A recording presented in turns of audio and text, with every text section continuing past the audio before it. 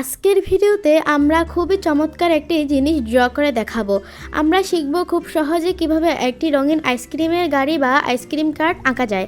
দেখুন, শুরুতেই আমি কয়েকটি রেখা টেনে নিচ্ছি। এই রেখাগুলো দিয়ে প্রথমে আমি আইসক্রিম গাড়ির উপরে ছাদটা তৈরি করে নেব। এরপর ধাপে ধাপে গাড়ির নিচের অংশ আর চাকাগুলো এঁকে ফেলবো। পুরো ড্রয়িংটি আমি একদম স্টেপ বাই স্টেপ করেছি। মাঝখানের ছোট ছোট আইসক্রিমগুলো আঁকা শেষ হলে আমি মার্কার দিয়ে আউটলাইন দিয়েছি আর সব শেষে করেছি আমার পছন্দ মতো উজ্জ্বল সব কালার। বেশ, তৈরি হয়ে গেল আমাদের রঙিন আইসক্রিমের গাড়ি। ভিডিওটি ভালো লাগলে লাইক, কমেন্ট, শেয়ার করতে ভুলবেন না। আর এই সম্পূর্ণ ড্রয়িংটি করেছে আমার আম্মু। আর এই পুরো ড্রয়িংটি কেমন হয়েছে জানাবেন কিন্তু।